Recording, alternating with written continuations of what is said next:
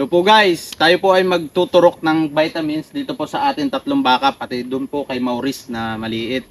Sabay, mag-ear tag na rin po tayo para may palatandaan po sila. Okay, tara, simulan na po natin.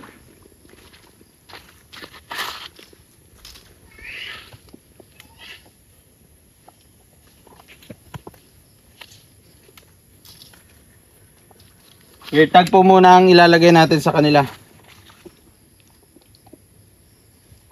Mag-ear tagging po muna tayo bago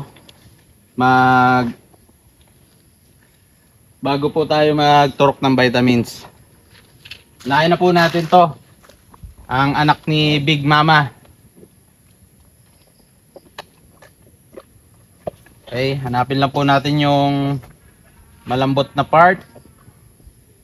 At doon po natin ikana. Doon po, siguraduhin po natin na walang tatamaan na litid. Yan, dito po. Malambot-lambot po dito. Okay. Ganun lang po kabilis. At ayan na po. Ang number niya ay 022. Yan. Okay, vitamins naman ho. Bibigyan natin sa kanya. Bigyan po natin siya ng vitamin B complex para may panlaban po tayo at tag-ulan. May panlaban po tayo sa mga sakit-sakit.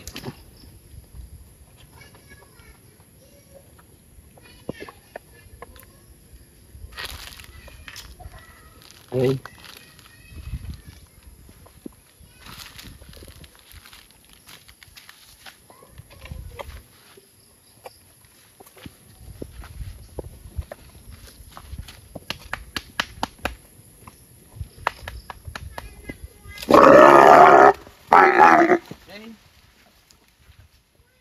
Good job. Tapos na po siya. Dito naman po tayo kay Red Mama. Lagay naman po natin sa kanya na ear tag ay 004. Si Big Mama nga po pala, meron na siyang ear tag. Na-ear tagan ko na po siya dati. Kaya hindi ko na po siya lalagyan. Tapos vitamins, nasaksakan ko na rin po siya dati. Kaya hindi na rin po. Ito na lang pong mga to. Itong anak ni Big Mama, itong Red Mama natin, tsaka si Maurice. Yan na lang po ang lalagyan na natin. Kaya pagpatuloy na po natin pag-ear tag. Yan. Ito lang po maglagay ng ear tag guys. Oh. Press up, tapos pasok po yung number. Tapos ito pong pang-lock. Ito po ang pang-lock niya. Yan, ganyan po ang style niyan. Yan, ganyan po. Okay, ito naman po ngayon ang lagyan natin. Behave. Behave. Yan. Hop, behave. Sumasin po muna natin para kumalma siya.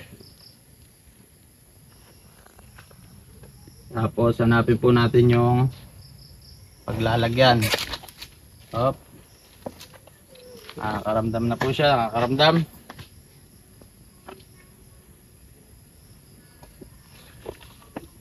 Ba? Ayaw mo magpahikaw? Ha?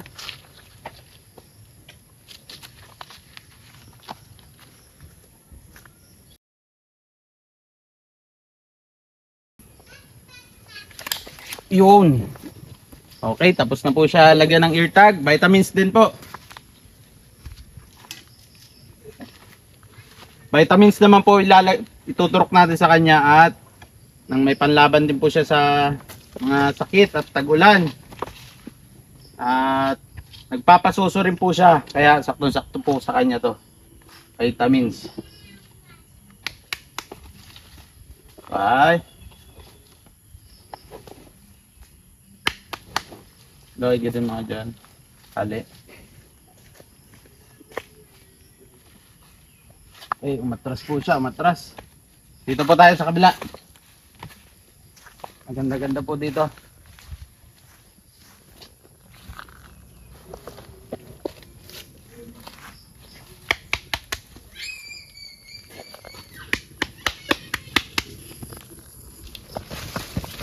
Whoop, kamuntika na po tayo masipa.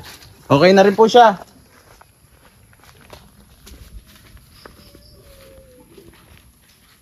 Saksakan na po natin sila ng vitamins at nalagyan na rin po natin ng ear tag. Ngayon naman po, si Maurice, yung maliit po natin na baka, lagyan na rin po natin siya ng ear tag at bibigyan na rin po natin siya ng vitamins. Tara, hulihin muna natin po siya, hulihin.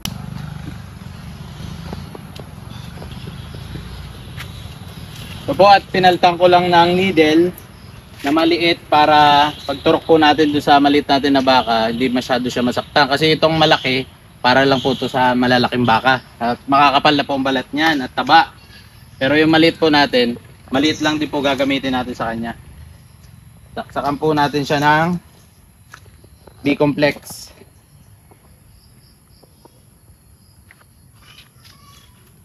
Sabay haluan po natin ng konting iron. Para mabilis po siyang lumaki at hindi siya mabansot. Okay, ready na po. Pang ear tag naman po natin. Lagyan din po natin siya ng ear tag. Nang may palatandaan din po tayo.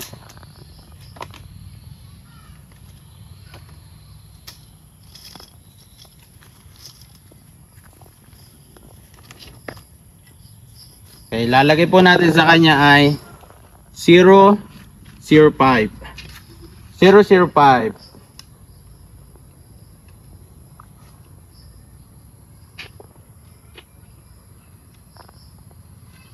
Okay, hulihin po muna natin siya ng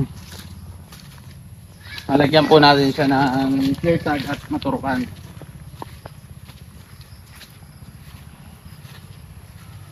Okay guys, hulihin po muna natin to si Maurice para maturukan po natin. Okay, one hit. Halo, hawak. Pahay ko lang yung panturok. Hawak ito. Kaya mo? Yan. Oh, ba yan eh?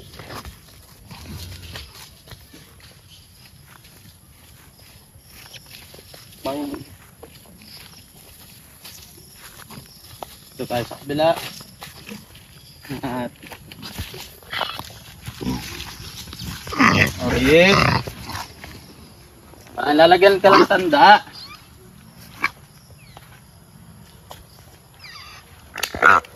Okay. Vitamins naman po.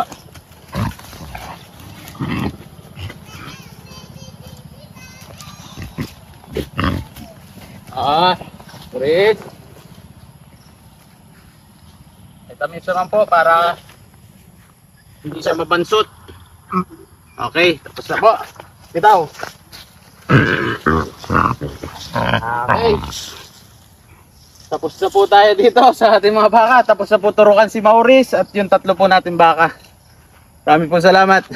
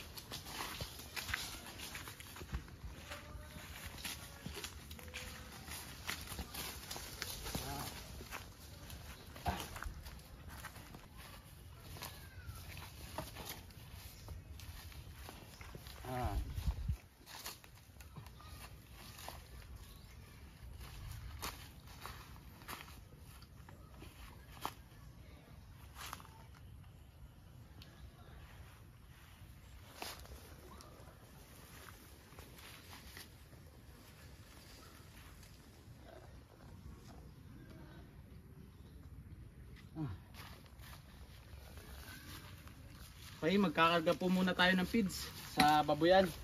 At ubos na po ang stock natin na feeds sa baboyan. Kaya let's go.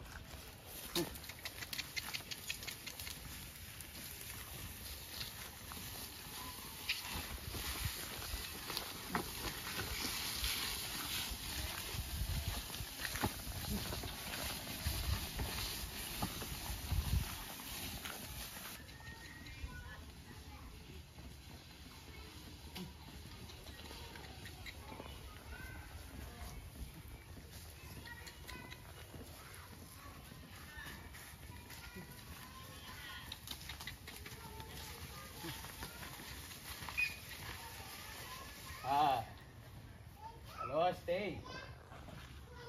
Nakarga tayo ng feeds.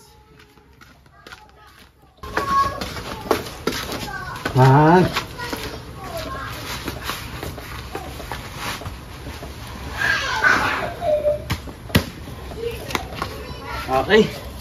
Nakakarga na po. Dalhin muna natin sa baboyan ang feeds ng mga baboy natin. Okay pala. One.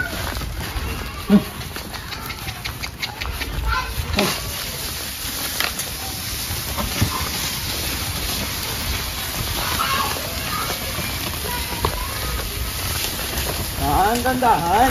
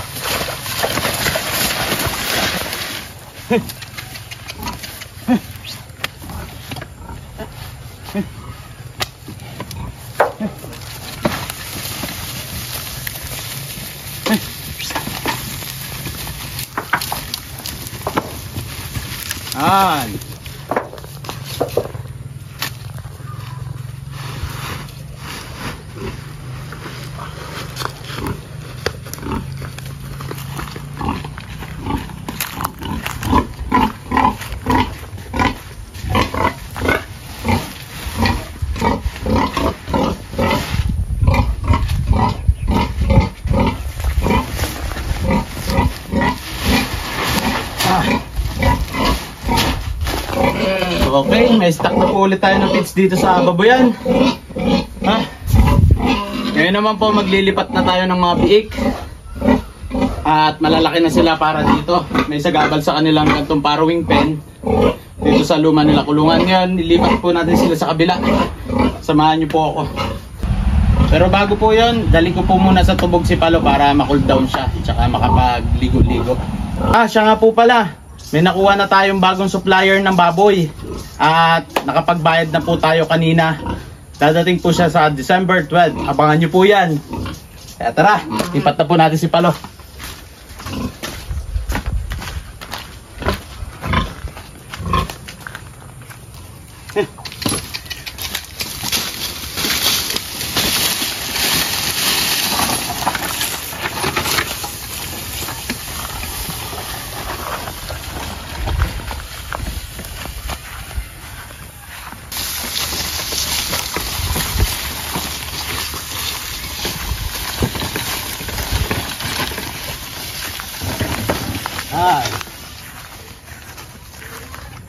Taras.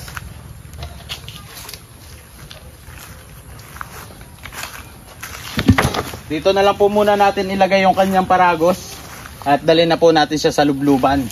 Tara po.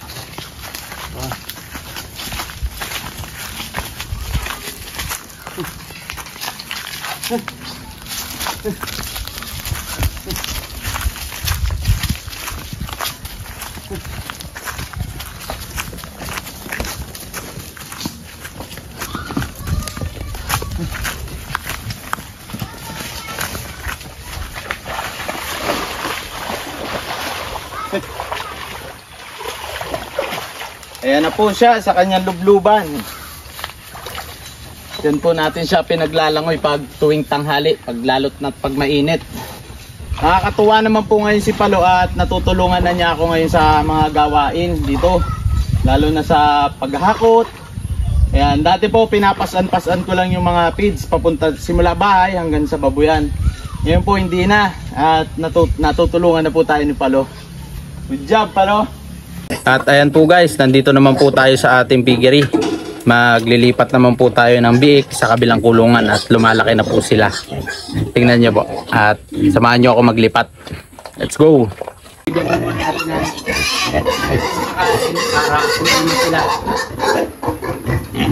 Dik.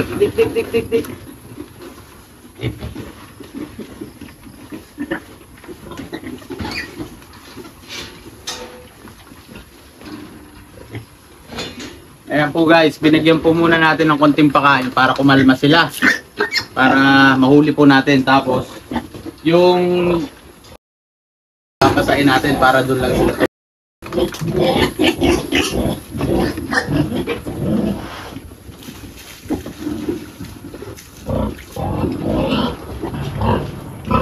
Okay. Tara po, tayo maglipat na. Manguhuli na po tayo ng biik para mailipat. Okay. Ang laki na po. Ang laki na po. Yan. Ang bigat na ho nila. Napakabigat na. Okay.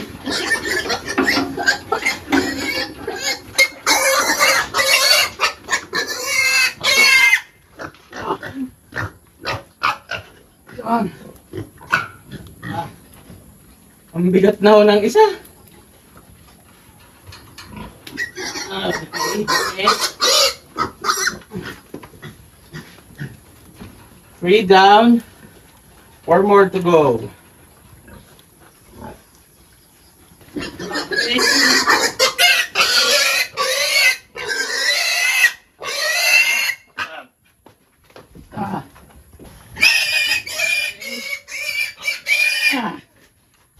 Dito po natin sila ibababa sa basa para masanay sila na dyan.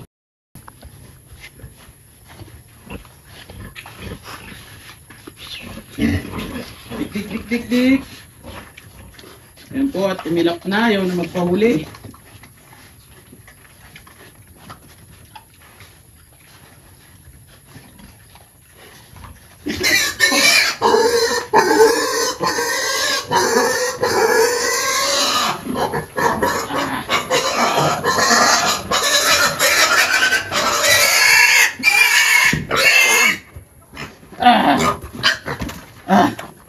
Yan po yung pinakamalaki kaya napakabigat.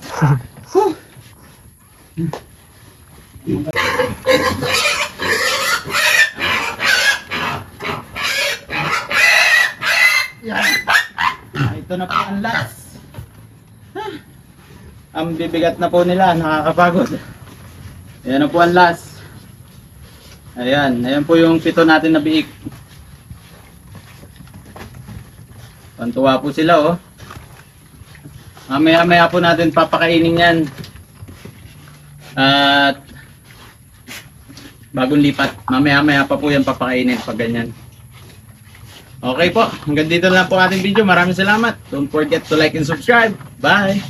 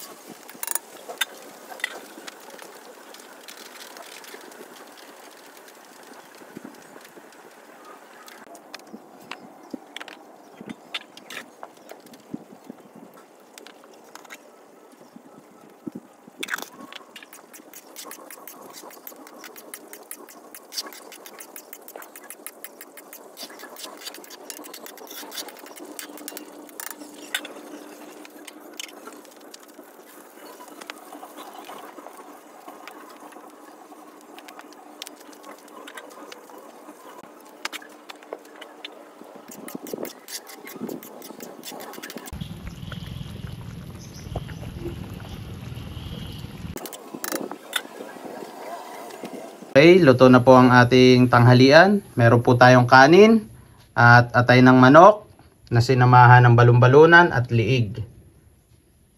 Okay, tara po. Kain na na.